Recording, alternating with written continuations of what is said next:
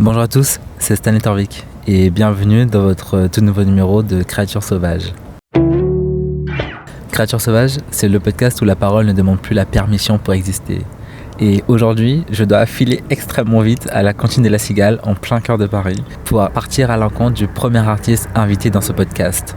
Dans ce nouvel épisode, on va plonger dans le projet de Bay, pas si différent.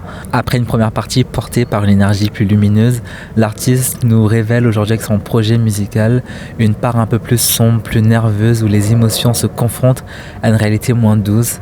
Les 4 nouveaux titres qui viennent du coup s'agripper aux 5 titres déjà sortis nous donnent une atmosphère plus rugueuse.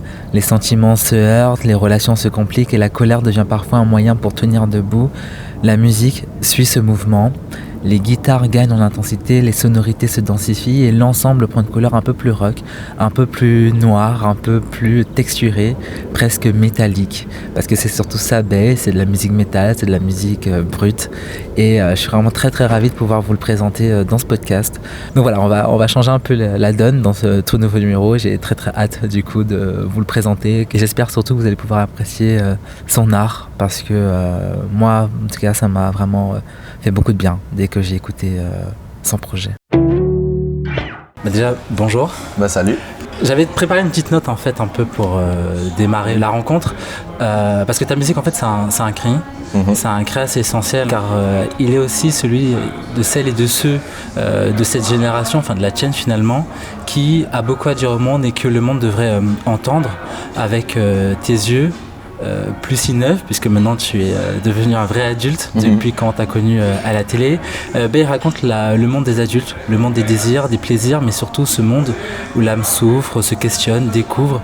Dans tes chansons, dès la première écoute, j'ai été scotché, mais vraiment, tu ne chantes jamais de façon superficielle, tu vis chaque mot, chaque composition, quand bien même les paroles que tu chantes sont dures par moments. Et du coup, comment est-ce que tu vas aujourd'hui ? Écoute, ça va super, je suis très très heureux de tout ce qui se passe, je suis très très heureux d'enfin sortir cette deuxième partie de l'EP qui m'a demandé beaucoup de travail, beaucoup de réflexion, beaucoup de temps et de mise en place. Et puis je suis très content de pouvoir en discuter un peu avec toi aujourd'hui, ça me régale. Tu as sorti du coup les 2 volumes de Pas si différents. C'est ça. Comment du coup tu as articulé un peu tout ça ? En fait, ça a été, c'était pas du tout réfléchi au début. C'était que j'ai sorti mon premier projet Si je meurs demain en 2024 avec le postulat de ok, je suis un tout jeune adulte qui galère à trouver sa place et qui a un peu peur du monde qui l'entoure. Et en fait, entre-temps, une fois que ce projet-là a été sorti, j'ai vécu. Je suis allé me balader, j'ai découvert des trucs, j'ai rencontré des gens, je suis enfin un peu sorti de ma chambre, tu vois. Et en fait, j'ai voulu juste décrire ce que j'y ai vu dans ce monde, les gens que j'y ai rencontrés, qu'est-ce qui s'est passé pour moi. Et en fait, de base, c'était pas du tout réfléchi en 2 parties, c'est juste que j'ai fait les morceaux un peu comme une pulsion, un instinct de j'ai besoin d'écrire ça, j'ai besoin de faire ça. Et petit à petit, en fait, on voyait la tracklist et on était en mode putain, c'est marrant, il y a un propos global qui est jeune adulte qui commence à découvrir sa place dans ce monde, qui commence à trouver ses failles, qui commence à trouver ses gens. Mais du coup, tu avais vraiment 2 parties à ce monde qui sont indissociables. C'est-à-dire que tu as le côté de découverte du monde, découverte de la vie, de ses émotions, de la lumière, le truc très joyeux, le truc très entraînant, très excitant.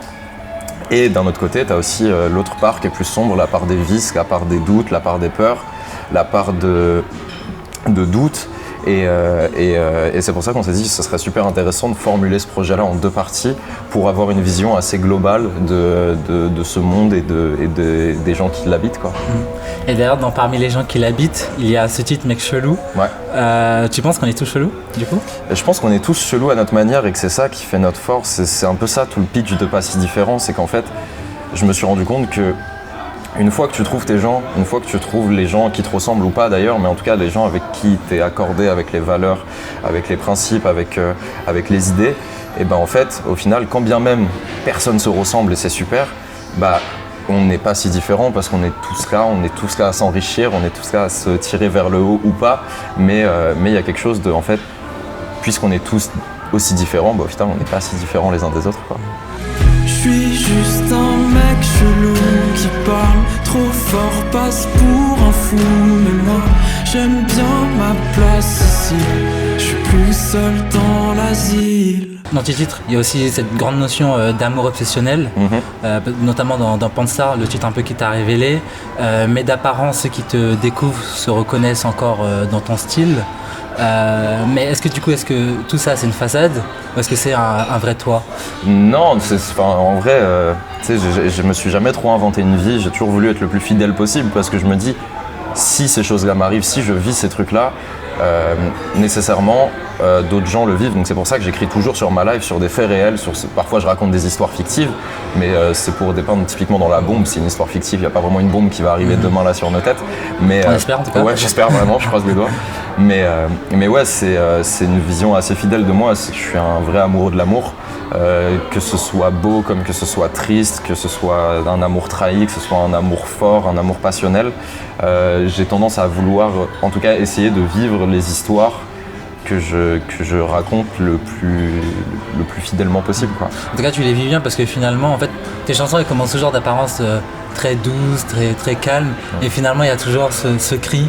Et comment tu arrives à construire ça en termes de composition? Enfin, ça devient assez naturellement ou c'est au fil de l'enregistrement, il y a l'émotion qui prend et du coup ça sort comme ça? Franchement, j'ai un workflow de production, d'écriture et de composition assez gogol. C'est que je fais tout en même temps.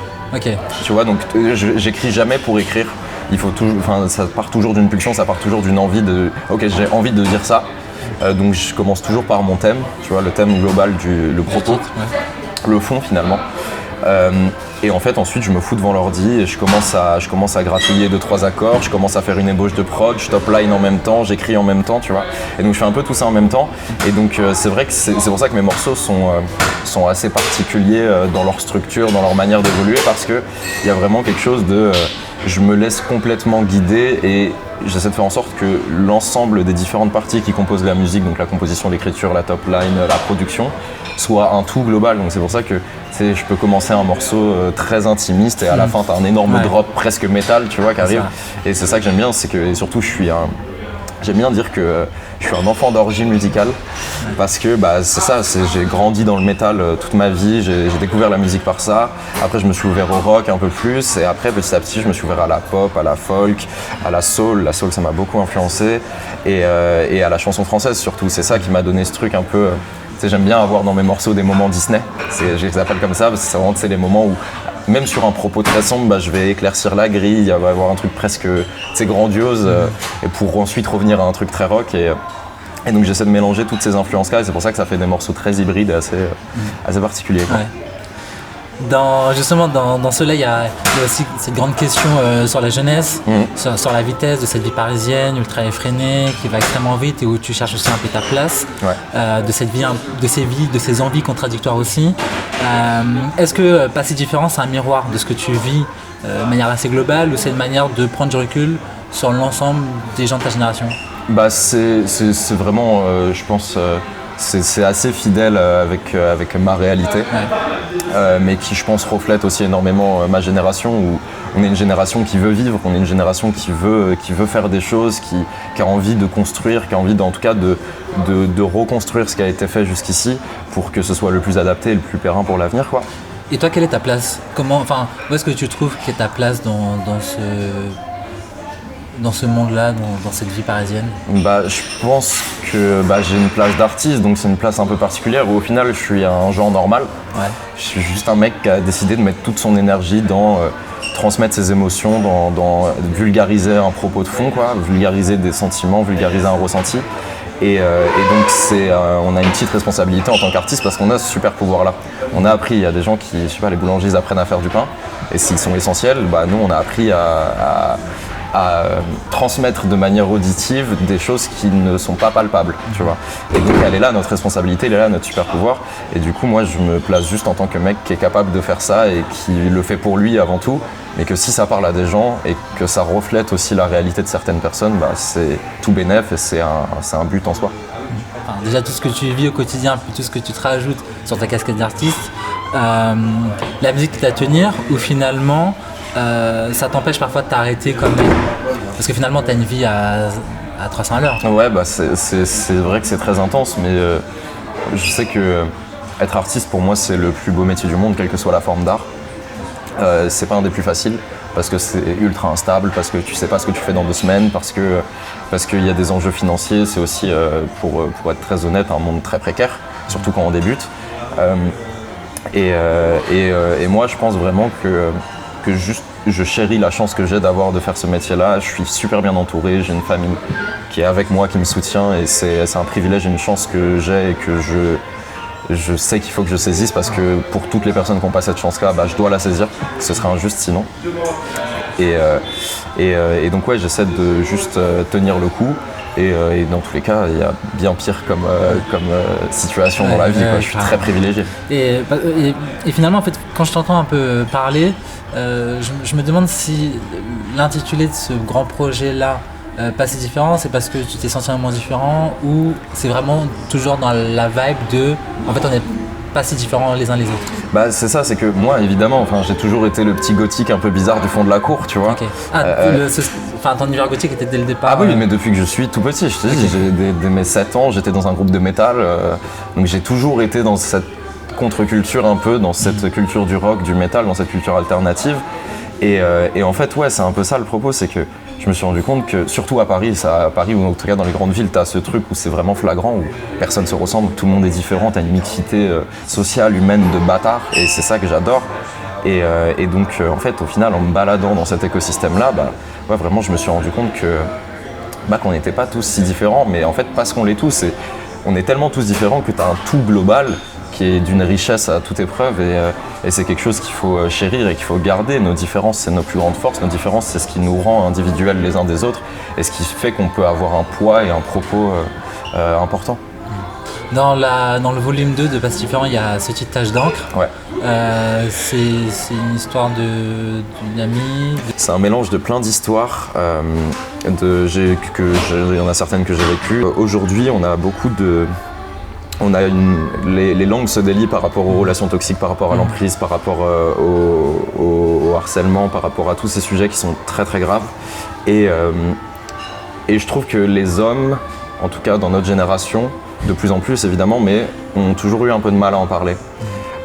Et donc moi j'ai pris un peu les témoignages de mes amis, mes témoignages à moi, et j'essaie d'en faire une situation un peu globale de ok, je te caricature, qu'est-ce que c'est une relation d'emprise, qu'est-ce que c'est une relation toxique, qu'est-ce que c'est une relation de dépendance affective. Et tu le fais en fait de manière très subtile en fait dans le titre. J'essaie c'est pas la grosse claque qu'on se met dans le bad tout de suite quoi. J'essaie de quand même pas rendre le truc joyeux, parce que c'est clairement pas le cas, et qu'il faut pas dédramatiser du tout ces situations-là, mais j'essaie en tout cas de la rendre assez fidèle et touchante pour que ça puisse justement, je sais que j'ai reçu à la sortie de Tache d'encre beaucoup de messages d'amis à moi, de public aussi, qui me disaient merci parce que tu as mis des mots sur ce qu'on ressentait, et encore une fois c'est ça notre mission en tant qu'artiste, c'est d'essayer de pouvoir poser des termes et de vulgariser quelque chose qui n'est pas palpable quoi. Et au-delà des titres, un univers visuel qui est très cadré, travaillé. Tu t'entoures c'est des idées qui viennent de toi, tu as un entourage en particulier qui t'aide sur l'image? En fait, on avait sur tout le côté DA visuel, j'ai bossé principalement avec une personne qui est une personne que j'aime énormément, Camille, avec qui m'a aidé à me mettre sur les réseaux dès le début, qui était là avec moi dès le début. Et donc on avait déjà fait la première DA ensemble pour Si je meurs demain. Et en fait, Si je meurs demain, c'était vraiment ce truc d'ado qui est dans sa chambre, qui a du mal à en sortir. Et Pas si différent, il y avait une évolution, tu vois. Dans ma vie, j'ai évolué, musicalement, j'ai évolué, en termes de propos, j'ai évolué, c'est plus le même. Et du coup, il fallait marquer cette évolution visuellement aussi, et c'est super parce que je trouve qu'on l'a assez bien fait, en tout cas c'est fidèle à ce que je voulais, et ça reflète ma vision de la musique où c'est vraiment une capsule temporelle. Tu vois, je regarde les tout premiers morceaux que j'ai sortis, je trouve que ça sonne comme un cul, c'est pas bien mixé, c'est pas bien interprété, mais je les chéris de fou ces trucs-là parce que c'est une version de moi à un moment donné que j'ai fixé dans le temps, que j'ai fixé dans mon art. Et donc en fait à chaque projet je vois cette évolution, et je sais que dans 20 ans quand je réécouterai mes projets, j'aurai la petite larme de nostalgie de me dire putain c'est vrai qu'à ce moment-là j'étais là, je vivais dans cette chambre de 6 mètres carrés de merde, aujourd'hui je suis mieux mais j'ai toujours des problématiques, et tu vois c'est juste un moyen pour moi de faire, c'est un peu comme un album photo mais auditif quoi. Okay. Et dans la pochette des 2 volumes, il y a des tâches qui se sont rajoutées dans cette volume 2. Ouais. Qu'est-ce qu'elle représente pour toi? C'est le volume 1, c'était vraiment la vision un peu positive. Ouais, c'est ça, c'est la vision claire, la vision lumineuse, le truc brûlant qui est à l'intérieur de toi et que tu as envie d'offrir au monde et que tu as envie de partager. Et la deuxième partie, c'est ce truc beaucoup plus insidieux, ce truc beaucoup plus dur, beaucoup plus brutal, parfois agressif. Et c'est pour ça que j'avais envie de complètement dénaturer la pochette de la partie 1 pour en faire quelque chose de plus destroy et de plus pertinent avec le propos de la partie 2. Et du coup là, il y a le 5 avril, tu vas jouer à la Boule Noire pour la 15 avril, pardon, ouais, 15. La première fois. C'est la deuxième fois que je joue là-bas. La première fois, c'était l'été dernier. Et c'était un coplateau avec Web, qui est un groupe de rock que j'adore. C'est mes frérots, ils sont trop forts. Je suis trop fier de leur évolution. Et donc, c'était vraiment un pur moment. C'était trop chouette. C'est pas le concert où j'ai pu le plus profiter de ma vie parce que y avait la sortie, il y avait 1000 trucs en même temps. C'était. C'est la première fois. C'est ça. Et t'avais un truc un peu intimidant. Je suis arrivé sur scène, je me suis mangé un énorme Larsen, première note. Donc j'étais en mode, allez, super pour se mettre dedans. Mais justement, c'est trop cool que là, le 15 avril, je puisse prendre ma revanche. C'est ma boule noire à moi, où je peux la faire comme je veux selon mes conditions. Et j'ai trop hâte parce que je sais que ça va être un merveilleux moment et qui va aussi me permettre de commencer à parler de la suite, commencer à faire évoluer aussi le propos de la suite qui commence déjà à être prête, quoi. Okay. Merci beaucoup en tout cas merci pour à toi. L'échange. Avec plaisir. Et puis à très vite. Est-ce qu'un jour j'aurai moi? Est-ce qu'un jour j'aurai tout? Est-ce que j'aimerais les parties de moi qui s'aiment? Je vois de la lumière là-bas, comme un chemin qui s'ouvre. J'ai toujours peur du noir, mais moins du reste.